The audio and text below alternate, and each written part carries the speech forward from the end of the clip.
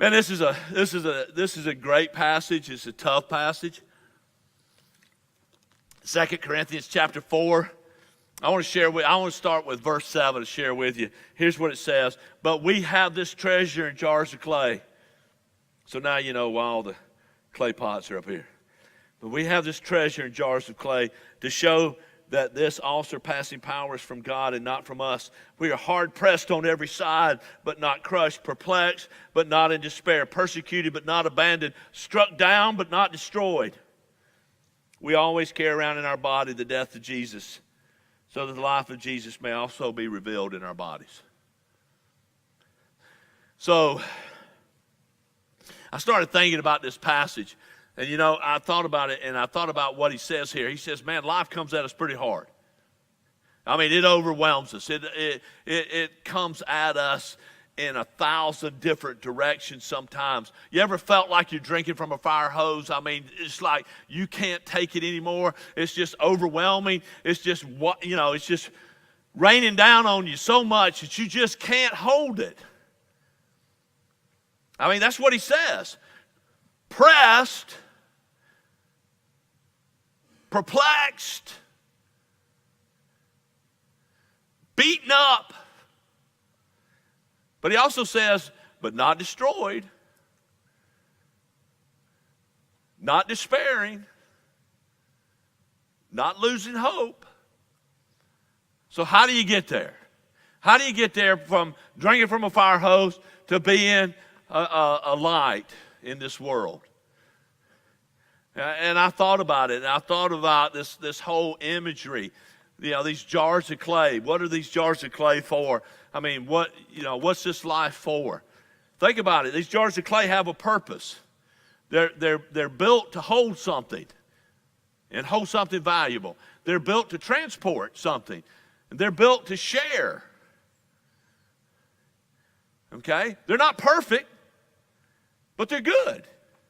They're decent. They have a good purpose. And I thought about it, and I thought, how do you communicate that? And then I got this idea, sometimes like this is life, and this is us. And sometimes, man, it just starts coming, and it's coming, and it's coming, and then it's overflowing, and then it's just wearing us out. And then we got, so what do we do? You ever felt that way? You ever felt like that? It's just all over you. What do you do with it? And I thought about that. And a couple of lessons from this passage of Scripture came to me. We're not built to take on everything. Okay? We're not built to hold everything. We have a capacity. We have a limit. Hey, as a parent, have you ever said to your children, I've had it about up to here? Have you? Anybody? Any parents ever said that? Any parents ever had a moment where you remembered the time that you said you would never say that to your children? But life gets like that sometimes. So I thought about it, and I thought, you know what? We're not built to hold everything. We're not built. We do have limits. But you know what? Even in the times when it seems like it's just overwhelming, even in those moments, we catch something of value. You know what? I overflowed the pot, the jar, the vessel, but you know what? In it is still life-giving water. So even in those moments when it's overwhelming us, when it's overflowing, we catch something of value. And then I thought about nothing lasts forever. I mean, eventually, I'm out of water. Okay? And I think that's one of the main messages. And here's again my challenge. Don't let the Bible just be words on a page. Don't let it be just some textbook. It is a letter from your Father to your heart. And that means it's deeper than just the words. And part of that deeper meaning is, you know what? Everything other than my Son and my kingdom are temporary in this world. See, time is relative. And I'll prove it to you. When you were 5, it seemed like 6 years between Christmas, right?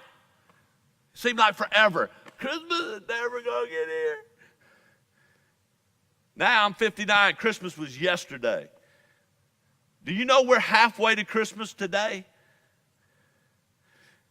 Here's the deal. Somebody came up to me this morning and said, hey, man, Guatemala looked great. I said, yeah, we're only 11 and a half months from going back. 20 years ago, 11 and a half months would have seemed like forever. Now I'm panicking because I don't know if we got enough time to prepare. Because it's all relative. It's all temporary. Except for the kingdom. So here's the deal. Man, you can do temporary. You can. You can own it. I like to say, you can do temporary like a boss. That means you can own it. You can control it. You can handle it. You can do temporary. But how? Well, that's what I think the 4th chapter of 2 Corinthians is about. How do we manage this temporary thing? This temporary thing, this overflowing, this life in this earthen vessel. And I think there's 3 things that I'd like to point out. The first one is this. This life, the life in us, calls us to keep going. Okay? You never get to a point to where you say, I don't want anything else. Because here's the thing. If you don't add anything to this jar, eventually what happens? The water evaporates. It's empty. It has to be filled up. Okay? So here's the thing. We just keep going. Whatever comes our way, we just keep going. That's what Paul says. Listen, pressed on every side, but not crushed, perplexed, but not in despair, persecuted, but not abandoned, struck down, but not destroyed. Keep going. Just get after it. Now, in order for us to do that and do it in a positive way and do it in a productive way, one of the things we got to do is we don't quit presenting the truth, but we present the truth plainly in love. See, I think the church is struggling with that a little bit right now. Okay? Listen, I don't embrace the sin, but I embrace the sinner. You know why I embrace the sinner? Because I'm one of you. See? I'm not a good man. I'm not a perfect man. I'm a surrendered man. I don't have it all together. Man, I mess up all the time. Not on purpose. I don't get up in the morning and go make a list. Let me see how I can mess up today. I'm just a flawed man. I'm a clay pot. Man, you know what? Every one of these clay pots is different. Every one of them is flawed. Something wrong with all of them. You know why I know that? Because I spent a little time making pottery. Man, when I went to high school, they had an art department that wouldn't quit, and I fell in love with it. I'm like the weirdest weirdo that you're ever going to meet, because I'm a football player that cross-stitch and made pottery and paints. You know, they don't even make sense. But I love it, man. I love getting in there and making pottery. You know? But here's what I know. No 2 vessels are the same, and none of them are ever perfect. Okay? It's not about being a perfect vessel. It's about being an honest vessel. Being what you are. You know what the world needs is transparent Christians. You know what they need? They need Christians that show up on the people that show up on Sunday, or the people that show up at work on Monday. But they don't get that right now. And it messes them up. They don't know what to do with it. But I'm going to tell you what, when the truth is presented plainly, when it's presented honestly, when we are what we are, then we have within us the power to change the world. Because the power within us is to display Christ. Not to be Jesus, but to display Jesus. And I want you to think about that. What do I mean by displaying Jesus? What do I mean by being a little bit of Jesus in the world? Again, when we don't allow the Bible to be words on a page, when we actually allow it to be this letter from God, it opens up this amazing wisdom, amazing clarity in our lives. And you look at the conversation between Jesus and the Samaritan woman, and you'll see something about displaying Jesus in the world. Because think about it. Now, if it's just words on a page, you read it, it's like a conversation that's over like that. But if you think about it and look at it and go a little bit deeper, here's this woman. She's coming to the well in the middle of the day. Now, why is she coming to the well in the middle of the day? Because everybody else in her village comes early in the morning or late at night or both times. Nobody comes in the middle of the day. Why did she come in the middle of the day? Because nobody comes in the middle of the day. So she's avoiding everybody else. But why is she avoiding everybody else? Because here's a woman who clearly wants to be in relationships with other people. You see? How do I know that? Because she's had 4 husbands. See? She keeps messing up relationships, but she wants to be in relationships, so she goes at them again. Relationships keep getting lost, but she keeps searching for them. And she's searching for them so desperately that now she's living with a man she's not even married to. But her life is a dichotomy because she doesn't even want to be with other people, even though she loves relationships and she desires them so deeply. She's gotten to the point she's been hurt so many times that she doesn't want to go around other people because she's tired of being ignored or spoken harshly about. And so what she does is now she lives in this world of turmoil where she wants to be in relationships. She's searching for love and acceptance and a place, but she doesn't want to risk it with anybody. So she goes to the well in the middle of the days and hopes that nobody else will be there. And dadgummit, Jesus is sitting right there. And she's hoping he'll ignore me like every other Jewish man in the middle of the day. Won't ignore her at night, but maybe he'll ignore her in the middle of the day, in public. But she walks up and he asks her for a glass of water, a cup of water, a container of water, just a drink. Can you give me a drink? It blows her away. She doesn't understand it. She looks at him and she asks him, why are you talking to me? You're a Jewish man, I'm a Samaritan woman. You seem to be righteous, I'm not righteous. You're a teacher, I'm a whore. What are we doing here? You know what? Here's the thing, and I want you to think about this. Jesus tells the truth. He just doesn't tell it. He doesn't tell what I call the brutal truth. See, if I ask you, what do you think of these glasses? Because I broke my glasses in Guatemala, which is really funny because I broke my glasses in Guatemala. I didn't have a second pair. So last Sunday, I preached without, this week I went without glasses, preached without glasses. And about 90 people asked me when I chose to wear contacts. And see, we just assume things. If I ask you what do you think of these glasses and you don't like them and you say they're dorky, that hurts my feelings. But you could say it's a bold choice and I might feel good about it. See?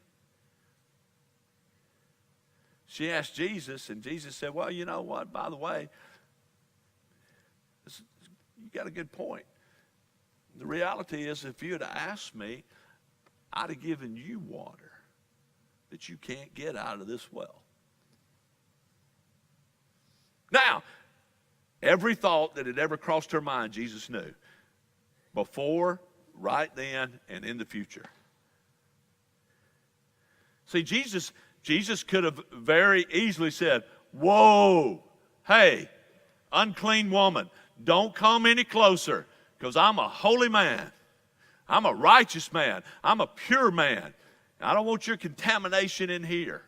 He didn't say that, does he? He said, come here. How about a glass of water?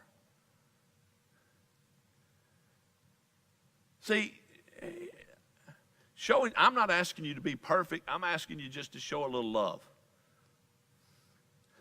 You don't have to embrace the sin, but boy, you better embrace the sinner. You know why? Because you're one too. And you want to be embraced? Then embrace. Give, and it'll be given to you. Good measure, pressed down, shaken, and running over. See, here's the thing. We've got to learn. We've got to learn. We present the truth plainly. We show a little Jesus in the world.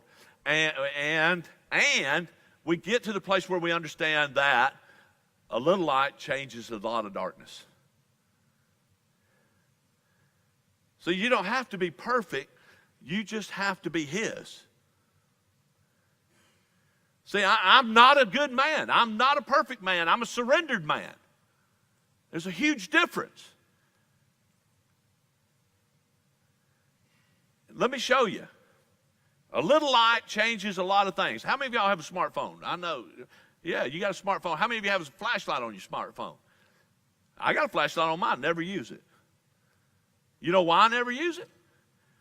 Because I use this.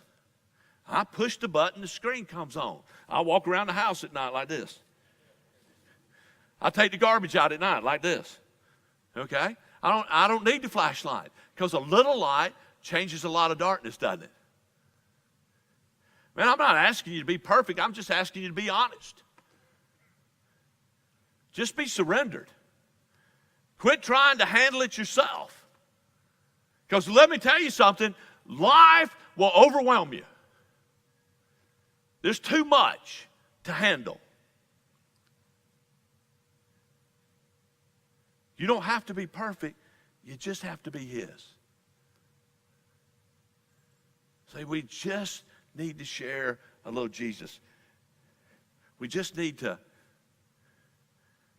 keep going, growing. You know what? Here's the thing. And think about it. None of these pots are made in an instant. None of these vessels. I didn't magically transport the water from this pot to this pot. It all takes time. Everything in this life, even though time's relative and it's temporary, it still takes time, a period of growth and development, of change and adaptation. That's why I constantly refer to Romans 12, 1 and 2. The transforming of our minds, the renewing of the way. Look, we have got, as the church, to get to a place where we think differently than the world. And people matter. And here's the big part. They matter because what's inside. Because the second thing I want to point out is it's true that we're jars of clay, but we hold a treasure.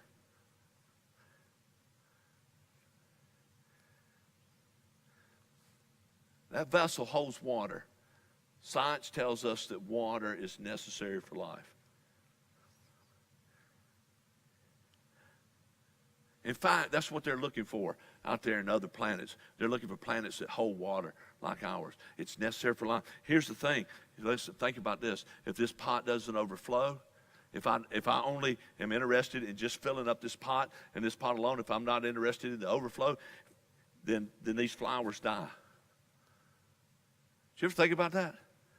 That even in the midst of your difficulty, the overflowing of God's grace in your life reaches out and ministers to others. it has a positive impact on the world around you. See, because it's not the vessel, it's what's inside. See, I'm not as important as God's grace. And when I get to that place, then I begin to understand that I'm not demonstrating my strength, but the Father's. I'm not sharing my grace, I'm sharing His. And even though the outside gets nicked up, the inside is getting renewed every day.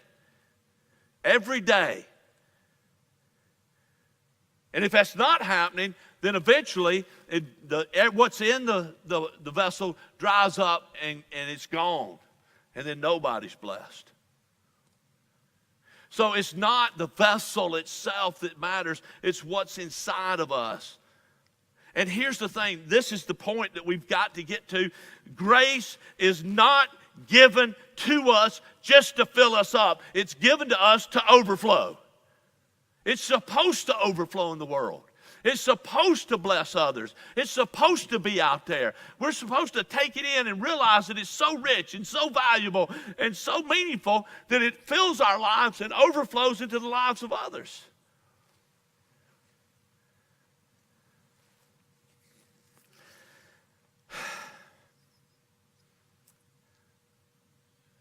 We've gotten it wrong as a church in America. See, we're worried about getting saved. And I know that's going to come as a shock, but listen to me. Zero in, pay attention for a minute. See, we're so worried about getting saved that we forget about saving others. And that's not the intent of the gospel. That's not the grace of God. See, the example of Jesus is that he emptied himself for our sakes. The gospel is always outwardly directed. Now, listen, I believe that we are saved. We're saved by grace. We are saved for eternal life, but that's not the point. The point is to get us to the place where we understand that it's not the vessel that's important, it's what's inside. See, we become surrendered because as long as I think I'm capable, as long as I think I've got it, as long as I think I'm in control, then guess who's not? See, and I battle with that, and I emphasize it because we all battle with it.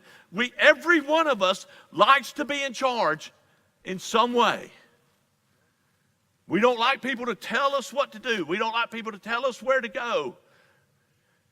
And look, I know some people are saying, well, I don't have that problem. I don't have that problem. I guarantee you. Here's a perfect illustration of it. Today, somebody's going to say, where do you want to go eat? And everybody's going to say what? It don't matter. And then somebody's going to say, well, let's go so-and-so. And everybody's going to say what? I don't want to eat there. Boy, we're a messed up race, aren't we? See, here's the thing. Here's the truth. It's not by my grace that I stand. It's by His. I'm not valuable. What He has placed in me is valuable. And it's not mine to keep. It's mine to share. That's why Jesus says, somebody answer that because they're wanting to know if I'm still preaching. You can just tell them yes. All right. See, here's the thing. We've got to get to the place where we understand that we're supposed to share. We're supposed to share. We're supposed to be in relationship. We're supposed to love one another honestly, but truthfully. We're not supposed to be perfect. We're just supposed to show a little Jesus. And you know what? See, I told you. They said, is he still talking? Yes. Bring the phone up here. I'll talk to him. And one time I said that, and they answered the phone, And the first thing, they said, hello. And they said, is he still preaching? They can't believe it. I'd preach longer, but some of y'all would leave. And I don't want you to embarrass yourself. So I'm going to wrap it up. Here it is. Temporary events can have an eternal impact. That's what verses 16 through 18 say. Therefore, we do not lose heart, though outwardly we are wasting away, yet inwardly we are being renewed day by day. For our light and momentary troubles are achieving for us an eternal glory that far outweighs them all. So we fix our eyes not on what is seen, but what is unseen. For what is seen is temporary, but what is unseen is eternal. See, Jesus said, come follow me. Come follow me, and I will make you fishers of men. Come follow me, and I'll send you out. Come follow me, and I'll teach you how to share. Come follow me, and I'll teach you the rhythms of life, what real life is.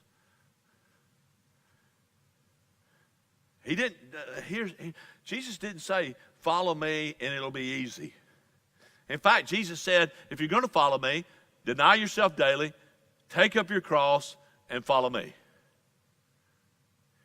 See, Jesus didn't say, follow me and the road will be smooth. Jesus said, follow me and I'll smooth out the road. Here's the thing. Our troubles can be a blessing. When we get the mindset that it's temporary and God's in control. Now, if I'm trying to handle it, it's going to be a mess. Because I can't control everything. You know, we just took 42 people to Guatemala. 42 people to Guatemala.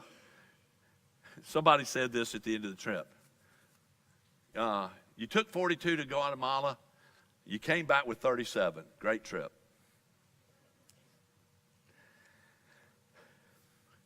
Some people had to go home early. One got sick. One got bitten by a dog. Another one got hurt. We had to send some people home early. That's not the way I planned the trip. I'm not in control. I'm not important. What's inside me, what's inside you, that's what's important. But here's the thing. Even those things are temporary. We went down there, we came back. I want to tell you, the hardest lesson I've ever learned in my life, I learned in the other building in August of 2001. August 17th, 2001, I stood in that other room right over here, and I did my dad's funeral. Hardest day of my life.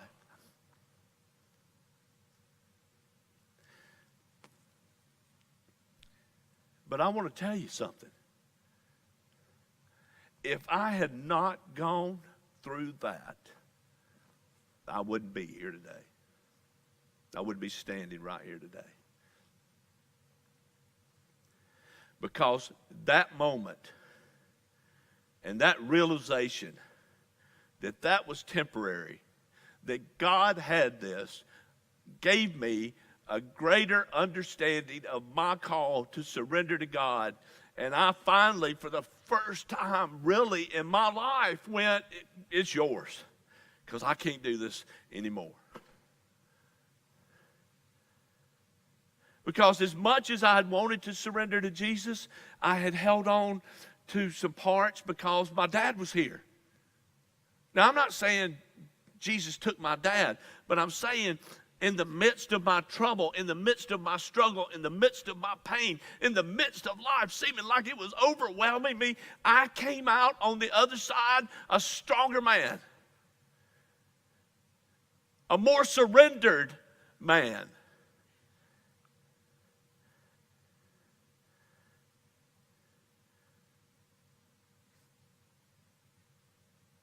Not because of who I am, but because of who Jesus is. Not because of my strength, but because of his. Because I realized that there is nothing that he doesn't have control over. Pressed, but not crushed. Perplexed, but not despairing. Attacked, but not destroyed. On Christ, the solid rock, I stand. All other ground is sinking sand. That's why I love the words of that song. My hope is built on nothing less than Jesus' blood and righteousness. I dare not trust the sweetest frame, but wholly lean on Jesus' name. On Christ, the solid rock, I stand. All other ground is sinking sand. All other ground is sinking sand. But it's temporary. It's temporary. You know what? I hope you will go back and read 2 Corinthians chapter 4 today. And if you go back and read it, you'll see that it's got bookends. The bookends are, don't lose heart. You know why we don't lose heart? Because it's not the vessel, it's what's in it. It's that this life and everything in it except for Jesus Christ and his kingdom is temporary. And here's the thing. There is nothing that you and I face that he hadn't got. And the world needs to know that. Because the world is spinning out of control. People are hurting. There are people who are in love with the idea of being in relationships, but they have been hurt so many times that they do everything they can to avoid them. There are people right now who feel like they're drinking out of a fire hose. There are people right now whose hearts are breaking because they don't understand what's going on. You don't have to be perfect. You don't have to be in control. You don't have to be righteous or holy. You just have to be his. Just have to be his and show them just a little bit of Jesus. Just a little light in the darkness. Just understand that it's temporary. You can do temporary like a boss all day long. You can own it, not because of who you are, but because of who Jesus is.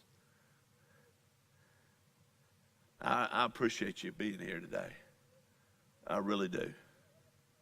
I thank you for your attention. I thank you for indulging me to 12:16.